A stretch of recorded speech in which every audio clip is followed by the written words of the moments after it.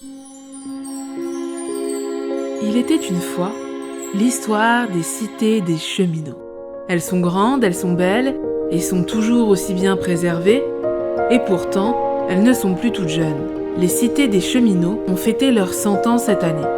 Patrimoine historique et emblématique de la SNCF et de sa filiale logement, elles représentent près de 7000 logements pour ICF Habitat Nord-Est. Parmi ces logements, 5000 maisons historiques sont sorties de terre en 1922. 100 ans d'existence, ça se célèbre, et pour ce faire, nous allons vous partager leur histoire hors du temps à travers 6 faits. Vous êtes prêts ?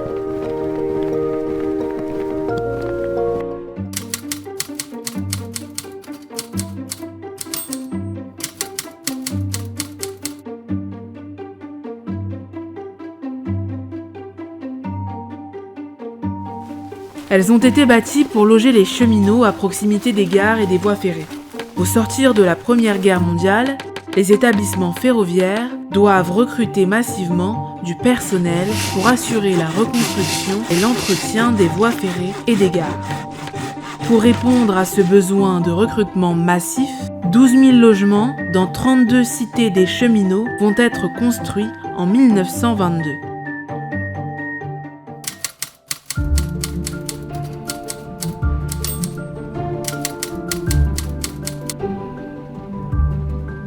Ces maisons ont été pensées par un ingénieur de la Compagnie du Nord, Raoul Dautry. Il s'est inspiré des cités-jardins anglaises pour concevoir ces ensembles pavillonnaires avec la volonté que les maisons soient attrayantes, confortables, à des loyers abordables, entourées de jardins, disposant de clapiers ou de poulaillers et surtout situées à proximité des établissements SNCF.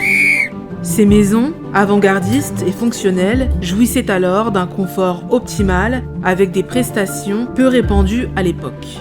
Grands espaces, eau courante, cabinets de toilette et jardins.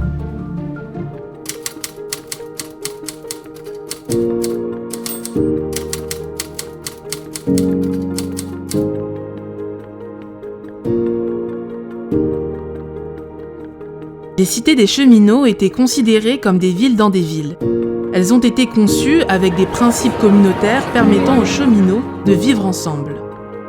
On y voit naître des associations culturelles, artistiques et sportives, mais également des crèches, des garderies et des écoles maternelles, ou encore des dispensaires médicaux et des bibliothèques. C'est la création d'un réel écosystème indépendant.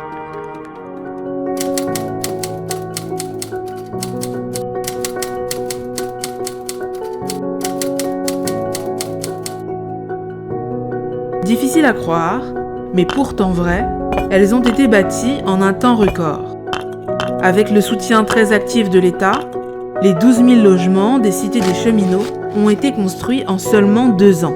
Oui, 2 ans. Les cités les plus importantes et toujours existantes sont à Béthune, Longeau, l'île Délivrance, Tergnier, Blainville-sur-Lot, Dame-Levière, Chambly, Saint-Paul-sur-Mer et Avion-Méricourt-Salomine.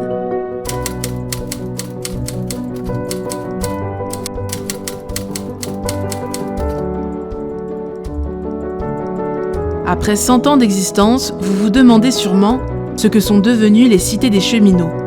Eh bien aujourd'hui, elles ne sont plus uniquement occupées par des cheminots. Nous continuons de les appeler cités des cheminots pour faire perdurer leur histoire, mais depuis plusieurs décennies, leurs portes se sont ouvertes à toutes les personnes éligibles à un logement social.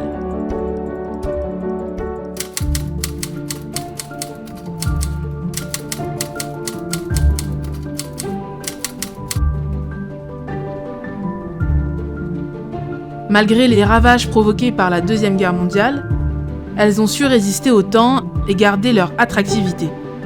ICF Habitat Nord-Est a grandement participé à l'entretien de ce patrimoine emblématique grâce à différentes phases de rénovation. Ces 15 dernières années, ICF Habitat Nord-Est a lancé un grand programme de rénovation énergétique et a ainsi réhabilité 3000 logements et 1000 autres sont encore à venir. Aussi, Dans une volonté de parcours résidentiel, près de 2400 logements ont été vendus en priorité aux locataires occupants et des nouvelles constructions ont vu le jour à la place de logements vétustes. Une chose est sûre, les cités des cheminots ont encore de belles années devant elles. Maintenant que les bougies ont été soufflées, il ne nous reste plus qu'à faire un vœu. Que les cités des cheminots perdurent 100 ans de plus. Et encore, un joyeux anniversaire!